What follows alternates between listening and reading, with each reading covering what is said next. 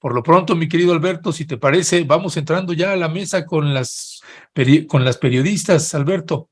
Sí, ya preguntan qué pasó, que cuándo les damos entrada, que tienen 2 días esperando, que les demos acceso. Ya ves cómo los periodistas de pronto se nos pasa la mano, somos tendientes a exagerar un poquito.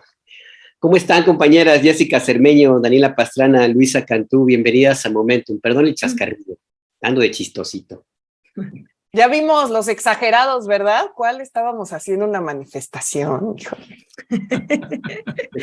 Se quitaron los pasamontañas justo antes de entrar, Jessica.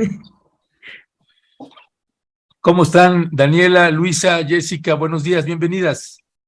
Buenos días. Hola, hola. Hola. Hola, buenos días. Pues si les parece, vamos entrando en materia, mis queridas periodistas. Hay pues varias temas que vamos a abordar el día de hoy. Por ahí nos pasaron precisamente en este chat interno que tenemos, pues nos pasaron el video también de la discusión que se abrió en el Senado para prohibir las terapias de reconversión sexual. Y pues tenía que ser el Partido Acción Nacional, el legislador de ahí, que se ha aventado un discurso que, ay, Virgencita Santa, pues mejor se los vamos a poner, es del senador José Alfredo Tello, me parece, y vamos a escuchar a este senador y regresamos con ustedes. Estoy en contra de este dictamen, ya que impide este dictamen que todos los pedófilos y pederastras del país puedan ser atendidos por un especialista en la salud mental y afectiva, situación que incrementa el riesgo y la tasa de reincidencia en agravio de las poblaciones vulnerables que se integran principalmente de niñas, niños y adolescentes. Asimismo, no atiende al problema de fondo, que consiste en la ausencia de regulación para la prestación de los servicios profesionales en materia de psicología y la falta de un Consejo Mexicano de Especialistas que supervise el entrenamiento, habilidades, destrezas y calificación de la pericia que se requiere para la certificación y recertificación de los psicólogos en el país. Además, hay incompetencia por parte del proceso legislativo.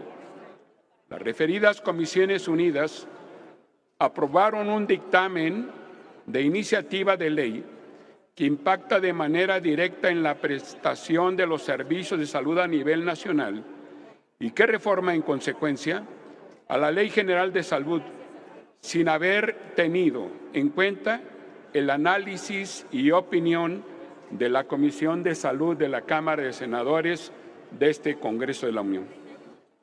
La fijación de la pena privativa de libertad y del monto de la multa es reflejo de un acto de autoridad arbitrario. Bueno, pues mi querida Luisa Cantú, vaya usted entrando en materia. ¿Cuál es tu valoración cuando uno escucha a un senador así?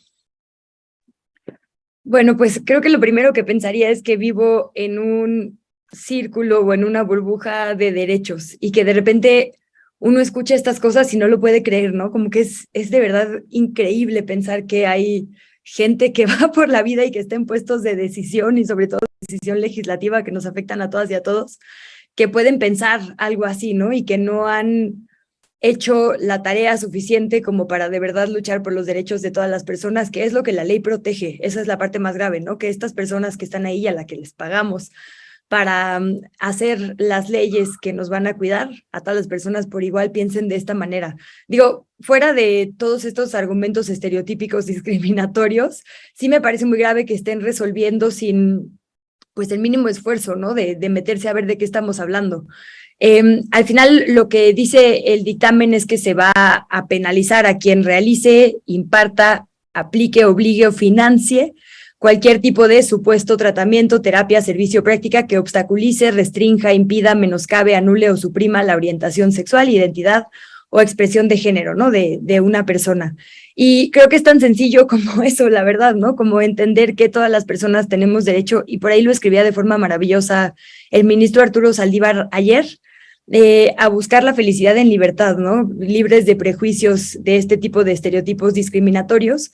Y justo tuvimos la discusión en este espacio la semana pasada, haciendo la ruta de cómo pequeñas cosas que aparentemente no tienen un llamado a la violencia, solo son antiderechos, negación de derechos, como en este caso a la vida libre, al desarrollo de nuestra vida en libertad, terminan siendo un impedimento para que se cumplan todos nuestros demás derechos, ¿no? Entonces, esto, ¿no? Que se estigmatice la orientación o la expresión de género como si fuera algo que corregir, y además como pues en este como binarismo también impuesto, porque al final todo lo que vivimos ha sido impuesto por alguien, pues es una forma de violencia. Entonces me parece, digo, la verdad es que cuando vi que se estaba votando me pareció increíble que no estuviera votado ya, ¿no? Como que de repente uno vive, insisto, en estos círculos de privilegio donde asumimos que los derechos ya están, y ver que estaba ahí, que había debate al respecto, me pareció así esquizofrénico, ¿no? Porque como que hay cosas que uno asume que ya no tendrían por qué estar a debate. Y es un poco, insisto, lo que ya hemos hablado por acá. Cuando validamos que hay un debate, o sea, cuando ponemos como el argumento antiderechos con los argumentos de derechos en el mismo plano, suponemos que cualquiera de los dos puede ganar, ¿no? O sea, subirlo a un pleno, por ejemplo, y poner argumentos a favor y en contra es validar que hay argumentos a favor y en contra, cuando se trata de derechos no lo hay, solo hay derechos, ¿no? Entonces, bueno, creo que habla mucho de la capacitación que le hace falta a nuestros poderes y particularmente al poder legislativo.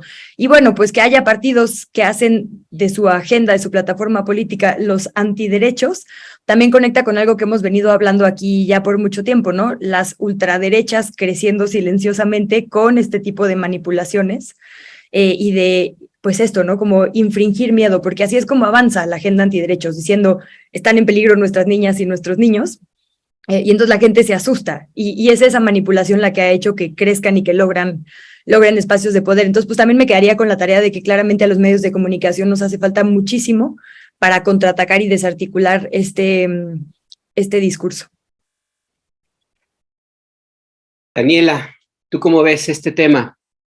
Coincido con Luisa en que esto no debería haberse discutido. Yo también pensé que estaba prohibido, aunque en realidad son de ese catálogo de temas que están por ahí sueltos y que en el debate se nos olvida que es necesario ir en el proceso de garantizar los derechos, porque no basta nada más enunciar el propósito de que se van a respetar y hacer cumplir, sino que tiene que ir acompañado de medidas legales muy, muy concretas como esto. ¿Cómo ves este tema? Y más allá, pues, del discurso de este legislador del Partido Acción Nacional, que por cierto creo que es de Querétaro, no hay que olvidar que todavía existe en algunas regiones. Estoy leyendo que fue subsecretario de gobierno, qué barbaridad. Úchala, no, pues es que ese punto, todavía en México no hay que olvidarlo. Hay algunas regiones y estratos de sociedades concretas que viven en el medievo, que todavía están con esa idea de la Inquisición y que si por ellos fuera, bueno, ahí tenemos lo que hasta escribe libros o lo que se le pueda llamar, que hace llamados a la quema de personas en la plaza central de las ciudades. O sea, sí vivimos en México, México disparejo, donde algunos viven todavía en la Edad Media, yo me atrevería a decir casi muchísimos años antes. ¿Cómo ves, Daniela? Sí, hola, miren, estaba buscando ahorita los datos de lo que se aprobó, ¿no? Es un dictamen que reforma el Código Penal Federal y la Ley General de Salud para prohibir y sancionar penalmente las terapias de reorientación sexual. Esto todavía se tiene que aprobar en la Cámara de Diputados. Y sí, como dice Luisa, pues uno pensaría que eso quizá no es necesario, ¿no? Y de hecho, si soy honesta, a mí me hace mucho ruido que todo lo queramos resolver por la vía penal, cuando justo estamos con el tema, o yo por lo menos, de que la cárcel no nos resuelve todos los problemas, sí que hay unos asuntos que tienen que resolverse de otros modos, más apostándole a educación, a campañas, a discusión en medios, a muchas otras cosas que no necesariamente nos lleven a la penalización, a este punitivismo de todo, ¿no? Porque es un tema, y tenemos que dejarlo claro, y lo hemos visto junto con todas las discusiones que hemos tenido acá en las últimas semanas con el asunto de Capital 21, es un tema nuevo. O sea, todo lo que tiene que ver con orientación sexual, no solo orientación, sino identidad de género, y todo eso nos genera, todavía es algo de lo que mucha gente no está enterada, porque estamos en otros temas y porque es un tema que está, digamos, pues sí, reciente. Entonces, sí creo que no es tan fácil decir está bien o está mal. Digo, lo que dice el diputado el senador es terrible, o sea, no hay ya más que agregarle.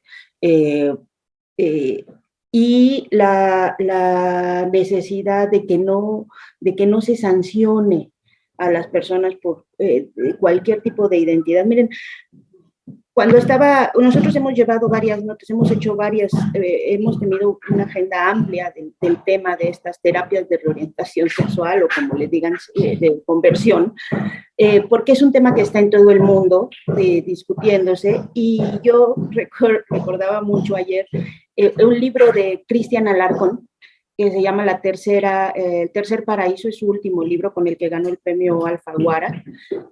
Cristian es un gran amigo y pues, sí, ¿no? O sea, como muy homosexual. Y entonces me hacía gracia un capítulo que debe haber sido terrible en su vida, un pasaje en el que cuenta, pues como cuando en su casa, en un pueblo perdido de Argentina, del sur de Argentina, su mamá lo descubrió pintándose y con ropa de mujer, pues lo llevaron a que le pusieran hormonas, a que lo arreglaran, como decían antes en las familias, ¿no? Y me dice, bueno, eso ya suena como muy lejano. Pero a mí lo que me hace gracia es que pues no ayudó mucho, porque él pues claramente tenía una orientación distinta. O sea, esas cosas no es como que te arreglen algo que estás enfermo, o sea, esa es una tontería. Y hay que decirlo así, ¿no? O sea, no es un tema de enfermedad, es que tenemos una enorme diversidad y debemos aprender a aprovechar y a disfrutar y a entender esas diversidades, ¿no? No somos iguales todos, y lo peor que podemos tratar de hacer es querer homologarnos en una forma única de ser. Entonces, pues eso es lo que se aprobó. Yo, como les digo, tengo dudas.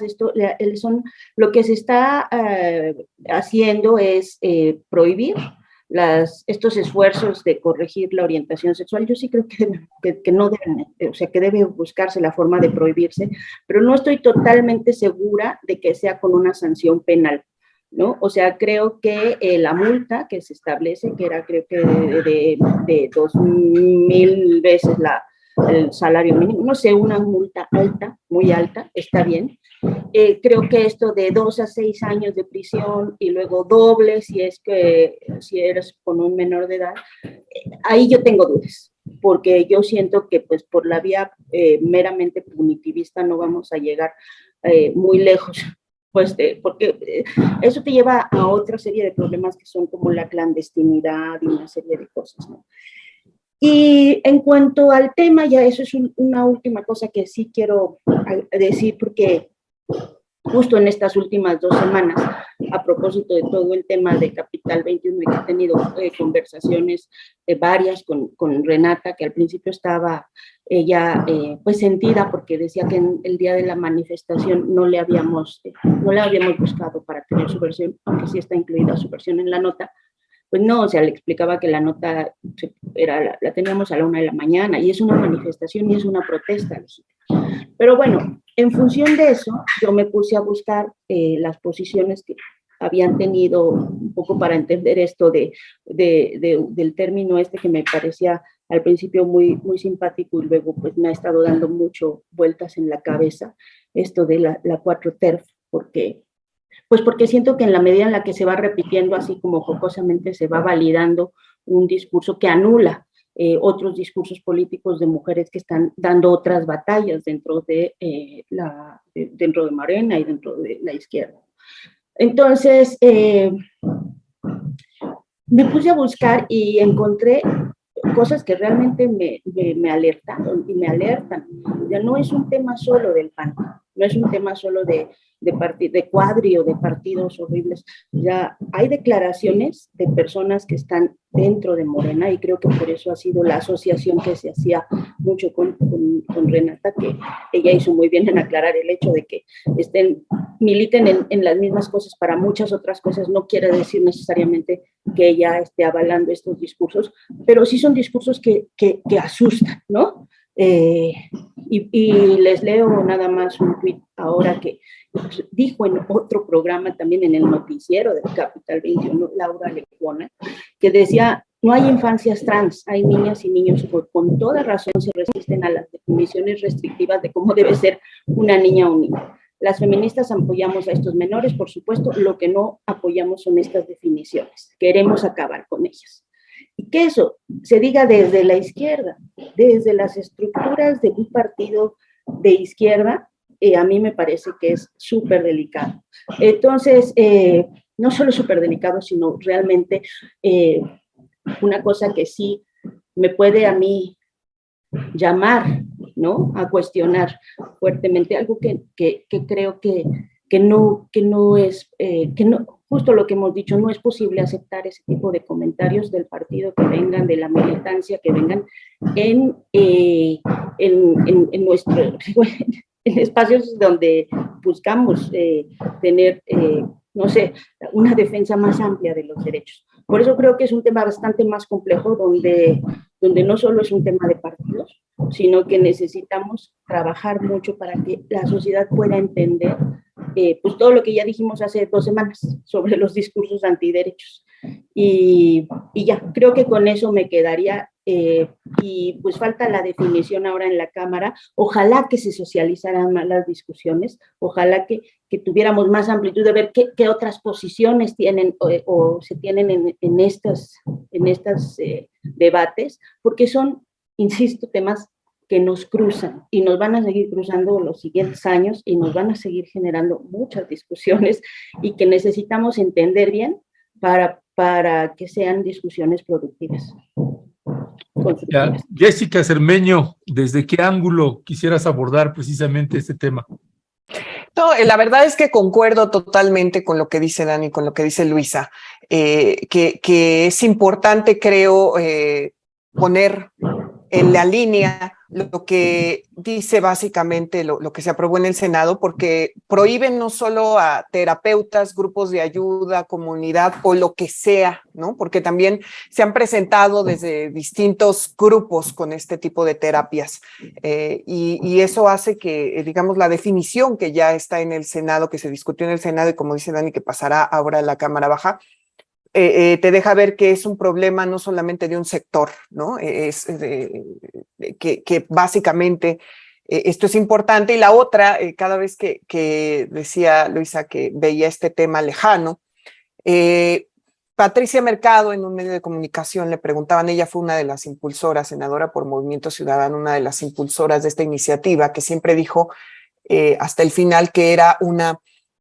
victoria para los derechos humanos, ¿no? Porque llegó un momento en que en la discusión, quienes lo siguieron, el senador Damián Cepeda decía que con esta prohibición incluso iba a haber miedo por parte de los terapeutas, psicólogos, para que incluso hablaran de temas de orientación sexual, de género, con sus pacientes, con la gente que quisiera tomar terapia, ¿no? Que eso iba a traer casi terror, lo presentó así, ¿no? Por supuesto que ya las, sobre todo senadoras que decidieron apoyar esta iniciativa, decían que nada más lejano de la realidad, pero a Patricia Mercado, cuando le preguntaron que si había alguna idea de cuántas personas en México habían sido sometidas a este tipo de terapias, que incluso pueden incluir cosas como electroshocks, ¿no? Que es impresionante que todavía en algunos grupos se permita esto. Ella utilizó después en su Twitter datos de la Encuesta Nacional sobre Diversidad Sexual y de Género, que ya hemos hablado de la importancia de esta encuesta por lo innovadora, los datos que nos da. Y esta encuesta dice que 1 de cada 10 personas con distinta identidad de género, digamos a la heterosexual, fueron obligadas por sus padres a acudir a un psicólogo o a una autoridad religiosa después de que ellos les confesaron la identidad sexual que tenían, ¿no? Lo bueno de esta encuesta es que entre los entrevistados, el 88% recibió aceptación y respaldo por parte de su familia. Es decir, creo que cada vez es más. Somos más tolerantes como sociedad. Poco a poco se han ido ganando esas batallas. Por supuesto, falta mucho. Algunos, el 16% declaró que los habían molestado, agredido, ofendido. Y después con el cálculo de a los que obligaron a asistir a un psicólogo, a un médico, o sea, un médico, una otra persona, institución, cualquier tipo de grupo, ella hacía el cálculo de que 500,000 de personas en México han sido obligadas a someterse a algún tipo de terapia de reconversión. Y por eso creo que es importante que tengamos que presentar esto, a pesar de que ya se haya aprobado, por lo que ya dijo Luisa, por lo que ahora decía Dani, que estoy totalmente de acuerdo que hay que socializar más esto, pero no es algo que se haya acabado y que siempre hay que ponerlo cada vez que se pueda en la agenda por este tipo de cosas. A mí me pareció que 500,000 de personas sometidas no solo a manipulación, sino también a algún tipo de terapia física para negar lo que son, es algo que se debe combatir, ¿no? Y qué bueno que lo estamos tocando acá. Bueno, y ya cuando se relaciona con la pederastia, con ese tipo de cosas, ya es tremendo, ¿no? Es algo que se tiene que denunciar, se tiene que, desde todos los espacios, ¿no? Sí, la verdad es que Luisa, sí, a reserva de lo que tú quieras comentar, para pasar al siguiente tema, veo que si quieres justo, hablar sí. sobre ese Es punto, que sentí adelante. que íbamos a cambiar de tema. Nada más quería apuntar una cosa, porque ahorita dije esto de que el binarismo también era una imposición, perdón, y veo que por ahí alguien en el chat se me perdió ahorita porque cerré el link y como que ahora volvió a empezar, pero decía alguien, no es verdad, ¿no? Solo nacemos de una forma u otra, eso no es una imposición, y no, sí es una imposición. No me atrevería a dar como una exposición, digamos, detallada, porque creo que honestamente me falta pues mucho estudio del tema, pero prometo llevármelo de tarea. Pero, por ejemplo, creo que justo ayer, que fue Día de las Resistencias Indígenas, por muchos años, cuando yo estudié mal llamado Día del Descubrimiento de América, hemos como aprendido a revisar la historia, ¿no? Y las cosas que se nos han enseñado desde una visión eurocentrista o cristiana. Y justo ayer vi justo circulando muchos comentarios y compartiendo muchas notas y ensayos al respecto de cómo el binarismo también tiene que ver como con esa imposición colonial, ¿no? Pues binarismo en general, pues para como violentar unos cuerpos sobre otros, entre salvaje y bueno, hombre y mujer, asociando mujer a la fragilidad. Y justo vi varios, ahorita estaba tratando de recuperar algunos, pero insisto, prometo llevármelo de tarea, sobre cómo en un montón de lugares en Nueva Zelanda, en Brasil, bueno, en el sureste mexicano, ¿no? Acá en Oaxaca, hay el tercer género o lo no binario o un montón de diversidades sin que signifiquen necesariamente una jerarquía, y es parte de lo nutritivo de las sociedades, ¿no? Entonces creo que, pues sí, de repente asumimos porque es lo que conocemos, que las cosas solo podrían ser así, pero en realidad hay muchos ejemplos y los ha habido previo a estas imposiciones violentas del pensamiento, que funciona, ¿no? Entonces, y que funciona justo mejor para todas las personas. Entonces, solo quería decir eso, que no es algo como que diga yo desde mi percepción única, sino es algo que creo que se está justo intentando también colocar sobre la agenda cuando hablamos, porque obviamente a todas y a todos nos educaron, como decía ahorita Dani muy bien, estamos enfrentándonos a muchas cosas que nos confrontan con lo que se nos enseñó de chicos y de chicas, de chiques, pero justo este tema particularmente del binarismo lo veo como lo vi ayer muy presente, y creo que también estaría padre revisarlo desde ahí, ¿no? Desde esta imposición que se nos puso, porque también llegó una religión y una moral hace ya unos cientos de años a nuestro país, y como que asumimos que esa es la única forma que las cosas pueden ser, pero no necesariamente es así, y menos cuando es una imposición que significa violencia para gente, ¿no? Entonces, solo quería como decir eso, que vale la pena que lo revisemos, ¿no? Y que nos hagamos estas preguntas en un momento, insisto, en el que significa que haya personas que vivan con menos derechos. Sí, y lo que decía Luisa es precisamente quien le escribe, es Marta Jimena Juárez Monzón, que le dice: Luisa, te admiro mucho, pero el binarismo no ha sido impuesto por nadie. Hay dos sexos, lo que están confundiendo es sexo biológico con identidades de género. Ese es al que te referías, ¿verdad, Luisa? Sí, pienso que sí. Te digo que lo vi un poco rápido, pero sí me parece que era ese. Sí, Y es que justo estoy leyendo un texto en esta página volcánicas.com que dice eso, ¿no? Que justo este es un argumento que se usa mucho para la discriminación, como lo Sí, natural, sí, sí. antinatural, ¿no? Entonces, creo que, insisto, no me atrevería a hacer una exposición porque no quiero decir algo que no haya estudiado a profundidad, porque creo que vale la pena. Pero bueno, en estas conversaciones que estamos teniendo y reaprendizajes que estamos teniendo, creo que valdría la pena también entrarle por ahí, ¿no? A por qué nos asusta tanto que las cosas no sean exactamente como se nos impusieron religiosamente, ¿no? Pues sí. Bueno, pues si gustan, vamos pasando al siguiente tema y pues iniciaría, si gustas, contigo, mi querida Jessica Cermeño, precisamente, que además le avisamos, Jessica ya leyó por completo el libro del Rey del Cash, así que tendrá que darnos una valoración. Una vez que ya leíste ese libro, pues yo leí ya una gran parte también del libro, un buen pedazo, pero ¿cuál es tu valoración, Jessica, sobre este libro que pues ya se ha hablado muchísimo, el rey, ahora se le dice el rey del PDF, ¿no? Oye, que a mí me llegó en 3 formatos distintos. No sé a ustedes en cuánto les llegó, pero yo estaba impresionada de la distribución. Sí, pues, la verdad es que bueno, toca leer todos estos tipos de libros desde el principio porque uno tiene que trabajar con ellos y hay que hacerlo así. Y he visto muchos comentarios de los dos lados, ¿no? El comentario, digamos, que dice que no tiene dichos, no tiene pruebas. He visto a muchos colegas, incluso ya con libros publicados que lo toman hasta de manera personal, diciendo que cómo puede ser que el editorial haya permitido publicar algo que es solamente un testimonio.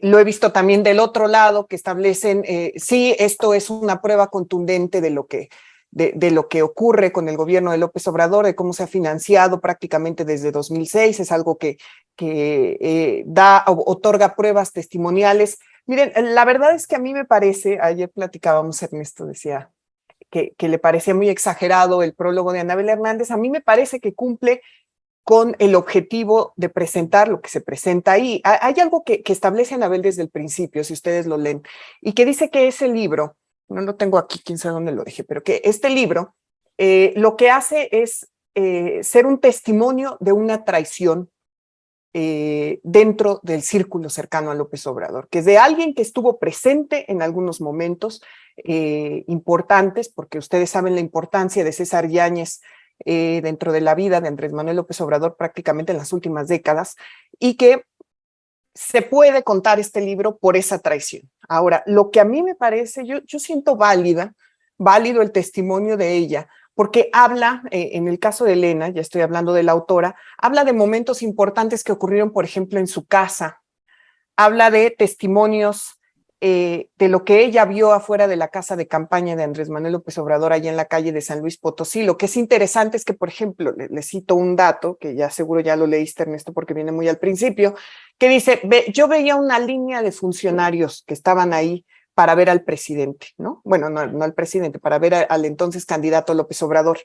Pero ella decide, digamos, darle las luces a quien era en ese tiempo secretario de Finanzas de Marcelo Ebrard, diciendo que llevaba bolsas y que ya después, cuando lo vio salir de esa casa de campaña, ya no llevaba esas bolsas. Por supuesto que a mí me parece que tiene una intención que primero ponga entre toda esa línea de funcionarios, por ejemplo, que supuestamente llegaron a casa, por lo que ella vio, todo estoy hablando de estos testimonios de ella visto, y que no hable de los demás, ¿no? Por supuesto que eso ya es un sesgo. Habla de una traición importante porque ella dice que es la madrina de Ariadna Montiel, por ejemplo, quien ahora es la encargada de los programas del bienestar, y incluso presenta chats de cómo Ariadna se queja, sí, que quien lo lea lo podrá ver, cómo Ariadna se queja que después de haberle traído, digamos, tantos recursos a López Obrador, él y su equipo no la están tomando en cuenta para las cosas.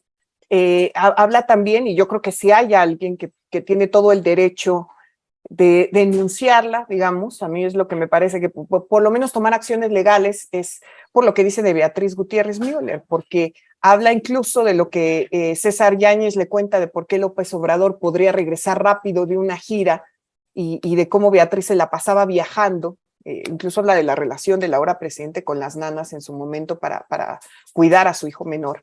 Entonces yo creo que, por ejemplo, ese tipo de cosas, pues sí, Beatriz tiene los elementos para decir esto no puede ser así y denunciarla y hacerlo, pero lo considero incluso, yo sí considero que es válido su testimonio. Insisto, en el sentido de testimonio, a mí me han dicho, yo solo vi la entrevista con Carmen Aristegui, me han dicho que en otras entrevistas ella ha presentado su libro como un gran libro de periodismo de investigación. A mí no me lo parece, porque sin duda es lo que ella vio, lo que le contaron y ella lo establece así en el libro. Por ejemplo, hay otra cosa muy interesante que establece, ella trabajaba para Joel Ortega cuando estaba como secretario de Seguridad Pública en la Ciudad de México y ocurrió en 2008 lo del Univine, y habla muy interesante de cómo le llegó, digamos, la responsabilidad a Joel Ortega de esa terrible tragedia donde fallecieron varios jovencitos.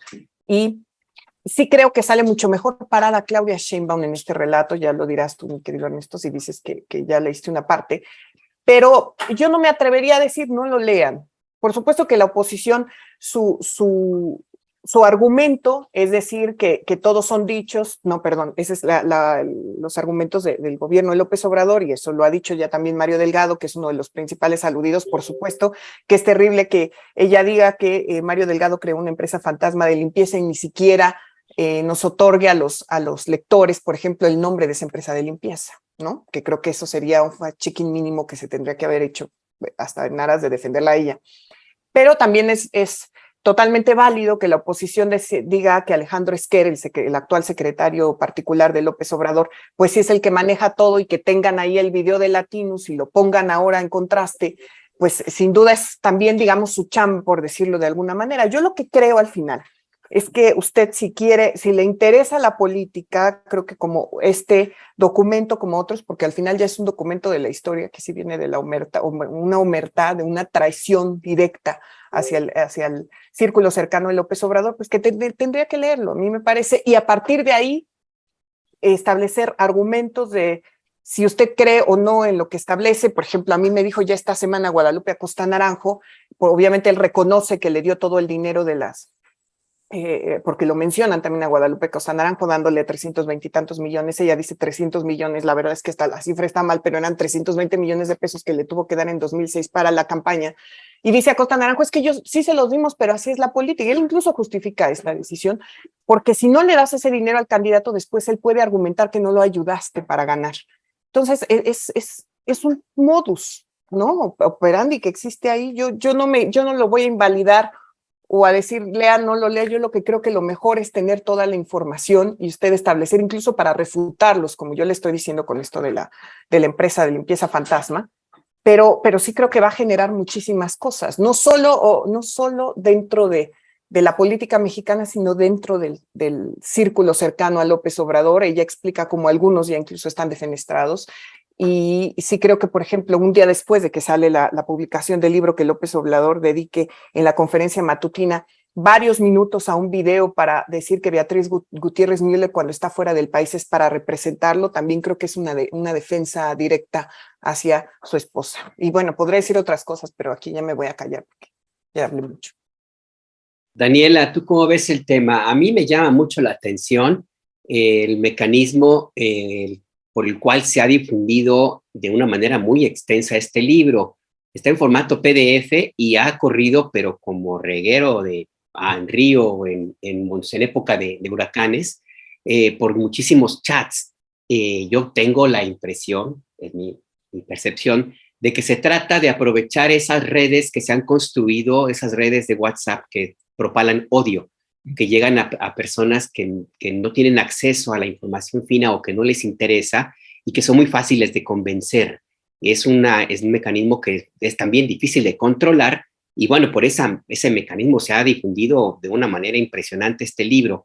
A mí también me llegaron como 10 versiones, la misma, pero bueno.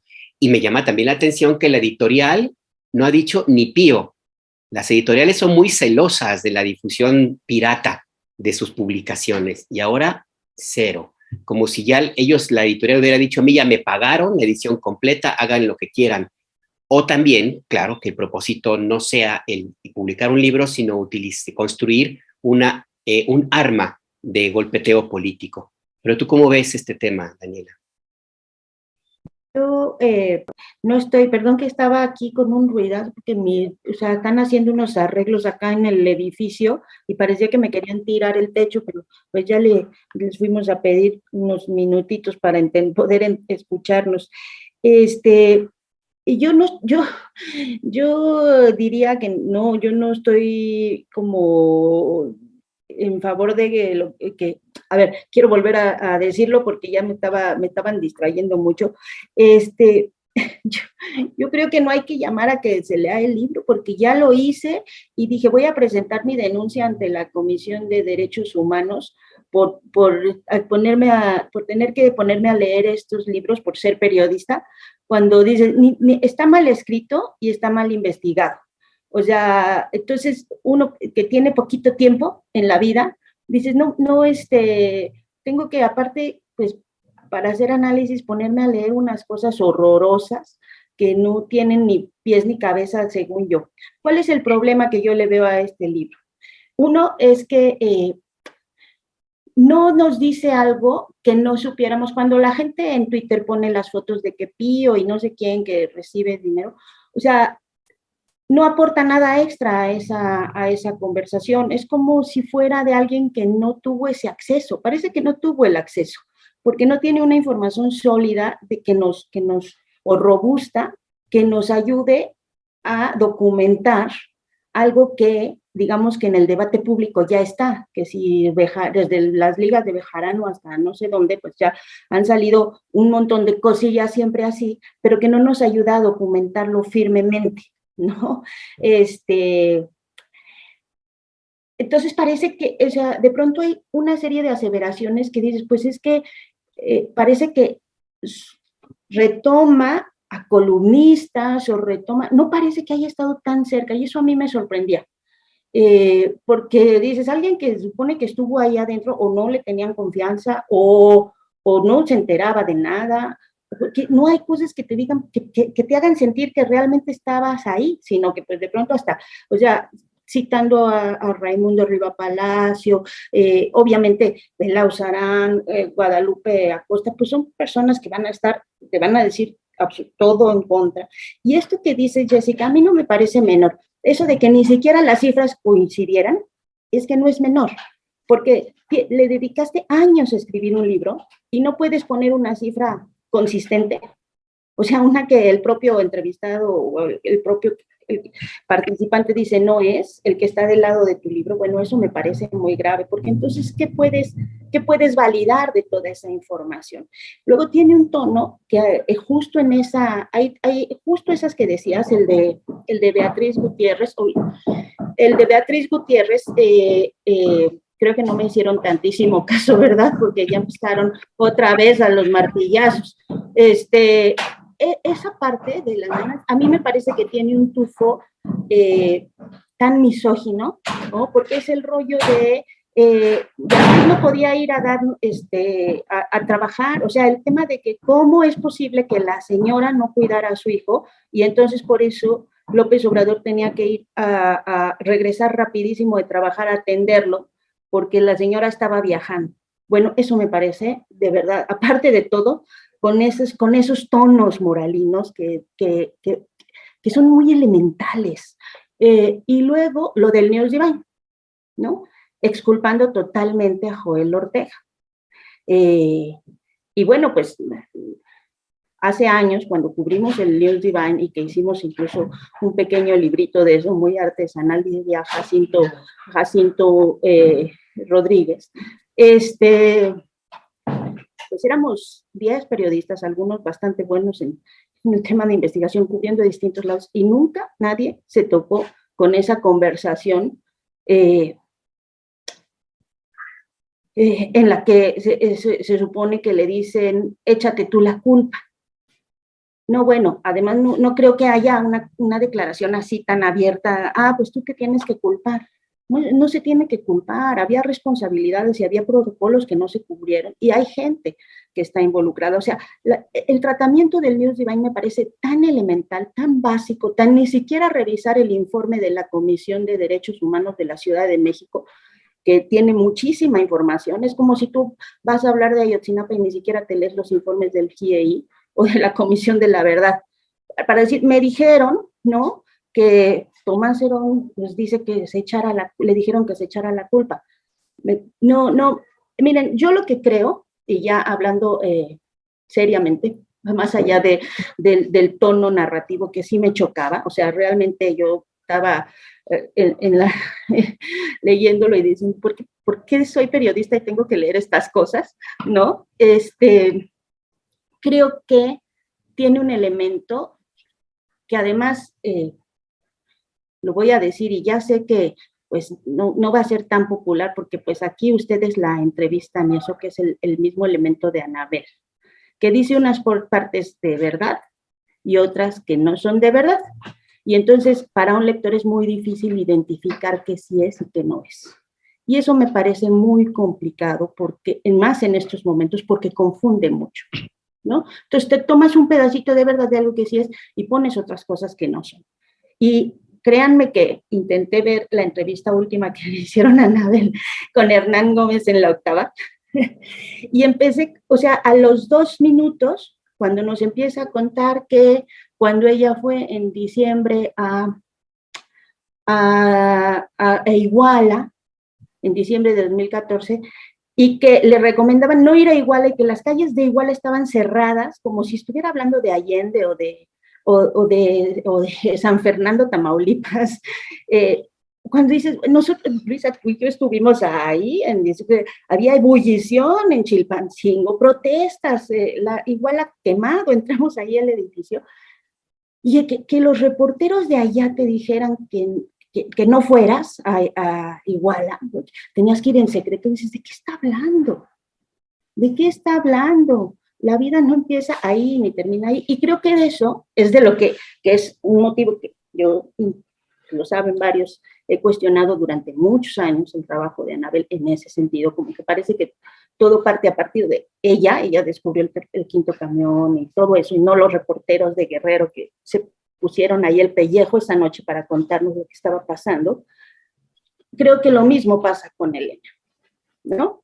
Que nos dice cositas medio que se enteró, pero que luego la revuelve con otras cosas, y para un lector es bien difícil identificar qué es, a menos que hayan hecho como nosotros la investigación del News Divine, y entonces sepas que dices eso es inverosímil lo que está diciendo, porque pues haya sido a Iguala en diciembre de 2014 y digas, pues eso no pasaba para nada, ¿no? Entonces, pero si no eres reportero y no has hecho esa investigación, pues te confundes, y eso me parece bien delicado. Y lo que les decía hace una semana que ya no pudimos hablar, pues que salga al mismo tiempo que todo el tema de las guacamayas y que el ejército espía y todo eso, pues también son elementos que yo creo que hay que tomarse con mucho cuidado, porque claramente están dentro de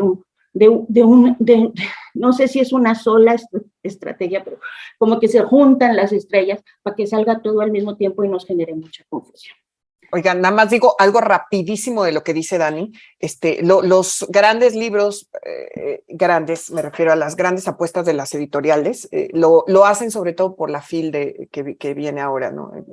Para que sepan un poco eso, que eso sí es así, de cualquier libro, pasa porque está la feria del Zócalo y ahora la FIL, nada más. Bueno, y también algo rapidísimo, Ernesto. Tiene razón, el caso de News Divine, pues hubieran leído nuestro libro, ¿no, Daniela? Que hubiera leído mi texto, digo, ya que estamos en el comer. Yo me aventé todo el expediente, la verdad, y no ocurrió así, pero bueno, ya. Bueno, y gracias, Daniela, ahí por la exposición, y gracias también, Jessica, ahí por el comentario adicional con respecto de lo de la FIL y la editorial. Pues es una editorial, es la Random House, la conocemos muchos, la Random, pues a varios periodistas, incluyéndonos, pues nos mandan los libros para las entrevistas. Yo mi única observación que hice en algún momento a la Random hace poquitos meses era, oye, pues es que el 90% de los libros que me mandas, pues son anti-López Obradoristas. Y pues yo te agradezco y agradezco que nos tomen en cuenta, pero por lo menos tendrían que equilibrar, porque pues es muy notorio que hay un sesgo ahí donde el 90% de los libros que me estás mandando son anti-López Obradoristas, por lo menos equilibren.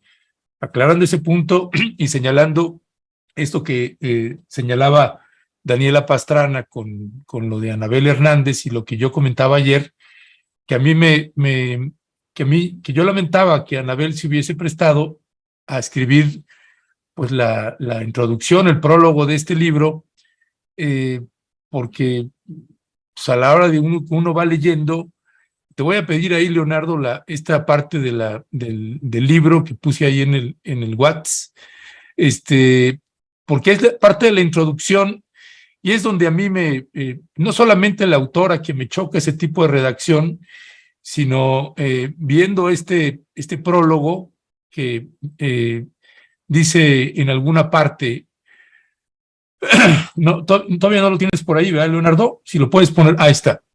Dice en alguna parte, también trató a Beatriz Gutiérrez Müller y fue testigo de los tiempos en los que ahora la primera dama era empleada de AMLO, trabajaba en el segundo piso del edificio del gobierno de la Ciudad de México y desde ahí calculaba sus alcances laborales y personales.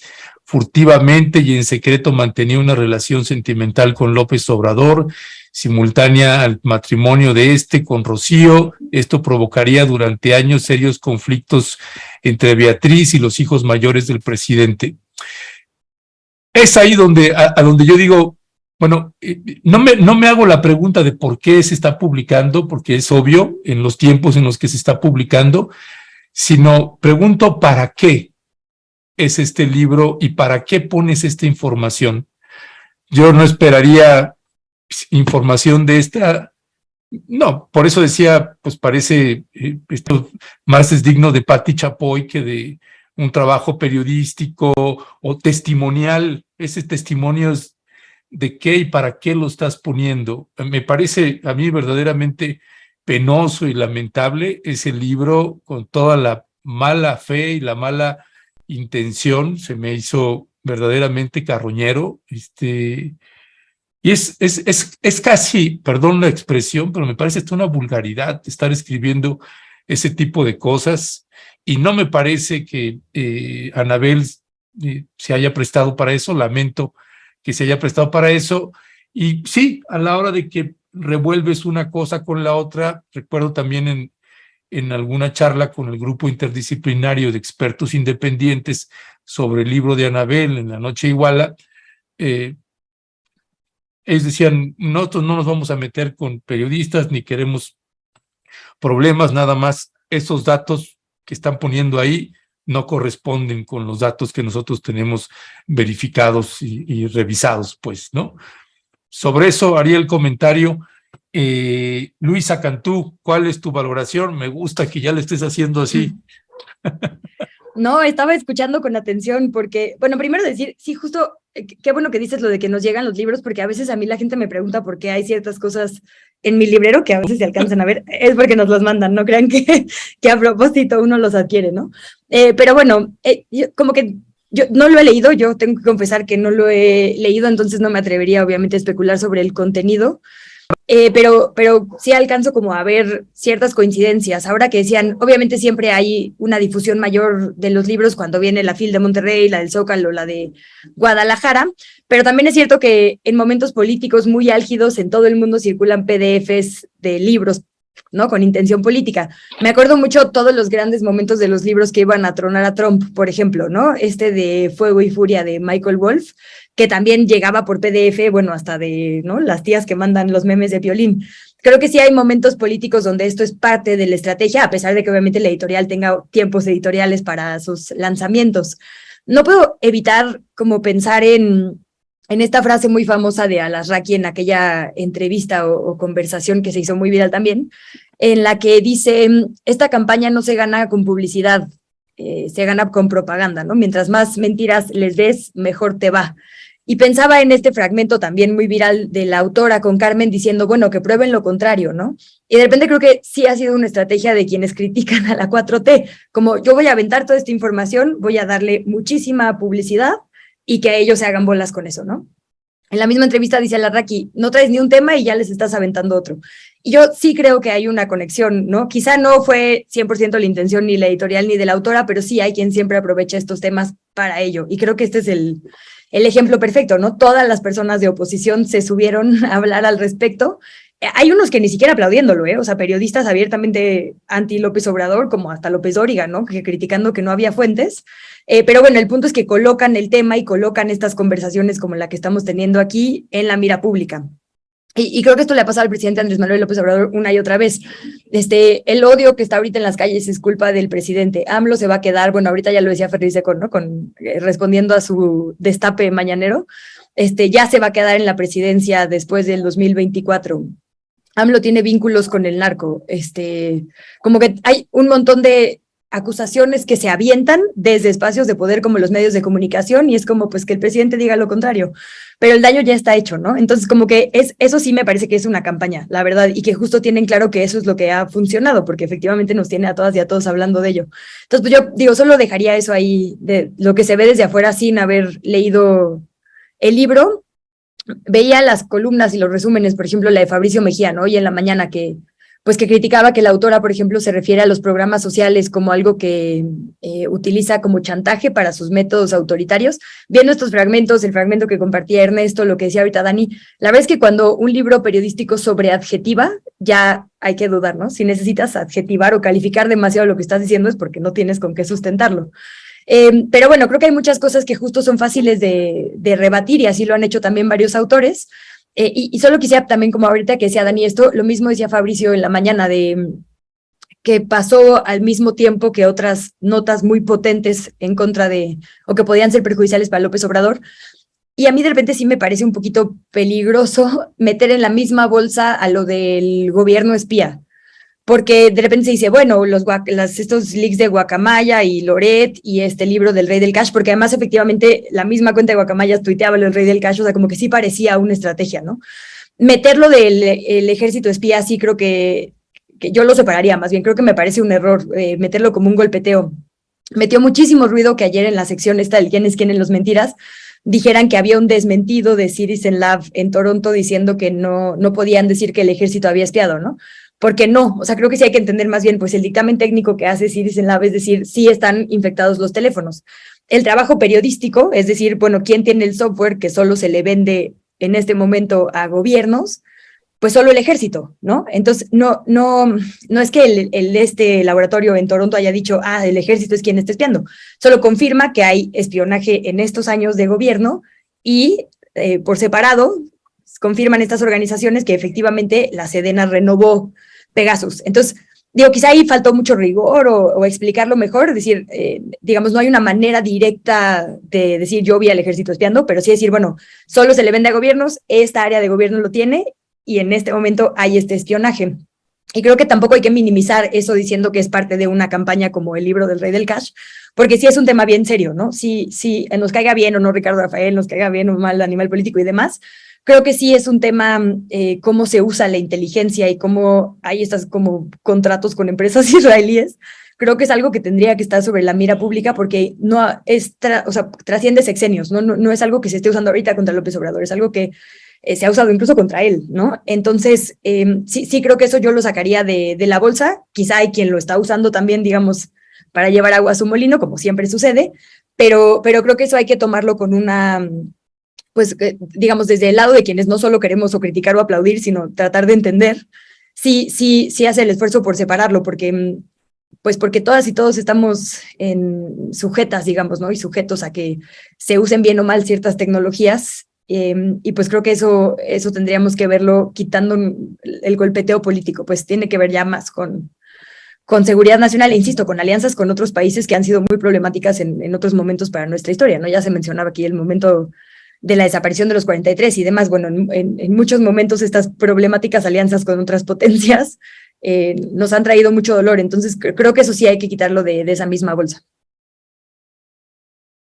Pues la verdad es que son temas complejos, ya se nos acabó el tiempo y tenemos todavía uno más, así es que pues yo creo que ya los tendremos que dejar para más adelante, a reserva de lo que ustedes planteen, porque es un tema importante. Hay unas intoxicaciones muy extrañas en Chiapas de niños que al parecer comieron alimentos que estaban contaminados aparentemente con alguna droga.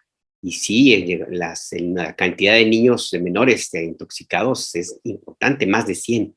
Pero bueno, no sé si ya no nos dé tiempo, que ya se nos acabó el espacio a reserva de lo que ustedes indiquen. Así es que... Pues a lo mejor nada más brevemente, ya que lo tocaste, nada más Jessica, que lo estuvo trabajando, parece ser, no sé si alguien más, pero Jessica, que estuviste trabajando, si quieres comentar algo al respecto. Lo digo rápido, o sea, a mí me parece importante darle seguimiento a esto porque sí algo está pasando en las escuelas de Chiapas, porque además ocurren en una zona de Tapachula, Bochil está muy lejos de Tapachula, y lo que a mí me llama la atención es que las autoridades no han podido dilucidar qué fue lo que pasó, ni siquiera con estos exámenes que le han hecho a varios niños. Los únicos exámenes que han dado positivos hasta ahora es de 3 jovencitos de Bochil a marihuana y cocaína, que fueron del ataque, digamos, el primer ataque de esta semana, porque hasta me parece terrible que ya estemos hablando de 2 ataques distintos en la misma semana, con características parecidas. Los padres están muy preocupados porque en el caso de la secundaria federal número 1 de Tapachula, que ocurrió antier, ya hubo otro caso el 23 de septiembre donde fueron 34 niños los que también resultaron con problemas, y la Fiscalía de Chiapas no ha podido determinar ni siquiera lo que ocurrió en ese caso. Ayer el fiscal general de Chiapas ya dio una conferencia de prensa y aseguró que le va a pedir ayuda, más bien ya le pidió ayuda a la Fiscalía General de la República para que se vuelvan a hacer los exámenes incluso de los 3 niños de Bochil, que son los únicos que han dado positivos. Pero sí llama mucho la atención, ya incluso se está hablando de que sea un caso de psicosis colectiva, de esto que ocurre, ustedes saben, cuando empieza a haber algo y no hay explicaciones, pero sí creo que hay que darle seguimiento a eso porque sí está generando un problema de psicosis fuerte en los padres en Chiapas, no solamente en los lugares donde ha habido ataques, y me resulta muy particularmente preocupante que en el caso de los 3 niños, cuando fue un análisis público, salieron negativo de todo, y ya después con un examen privado salieron positivo. O sea, hay muchísimas cosas que explicar en ese caso, y yo no quería dejar pasar el tema rápidamente, se los digo, porque sí es verdad que se ha incrementado mucho el narcomenudeo. No sé si el consumo, eso yo no tengo datos, pero sí el narcomenudeo en Chiapas, así como ustedes aquí en Rompeviento han documentado muy bien lo que está pasando con las armas en Chiapas. También el narcomenudeo se ha incrementado muchísimo, y me dicen que también es un problema de comunidades indígenas muy fuerte, que ya han logrado penetrar ahí, al igual que con la venta de armas. Entonces, por eso quería ponerlo aquí a colación, pero pues sí, definitivamente los otros 2 temas eran pues polémicos y en fin, pero quizá lo podemos abarcar después, por eso yo lo presentaba aquí. Pues parece ser que la que ya sabe qué es lo que está sucediendo es Josefina Vázquez Mota, y pues lanzó un video, y pues si todos teníamos dudas, pues ya nos ha esclarecido qué es lo que está sucediendo según la versión de Josefina Vázquez Mota. Es un videíto de 1 minuto, vamos a escuchar. El crimen organizado ha tomado posesión de las escuelas en el estado de Chiapas, o de algunas de las escuelas, porque en estas últimas semanas se han registrado diversos eventos, todos muy graves, de intoxicación de decenas de niñas y niños que justamente dentro de las escuelas, y algunos de sus padres señalan, al usar los bebederos escolares, han terminado en los hospitales con intoxicaciones muy graves que incluso han puesto en riesgo la vida de algunas y algunos de las niñas y los niños. Es urgente tener una investigación y que las autoridades competentes abran esta información y aclaren contundentemente a qué se deben estas intoxicaciones. Apenas en días recientes en Bochil, apenas hace unas horas se repite en Tapachula, en Chiapas.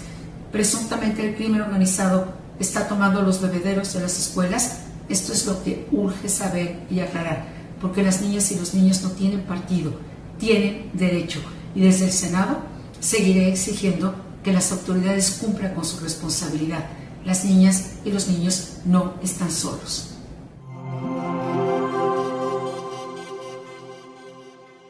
Nada más quiero decirle rápido que no tiene que ver con los bebederos, tiene que ver con las botellas en todo caso, porque es lo que han documentado, por lo menos en mi caso. Digo, nada más hay como fact-checking.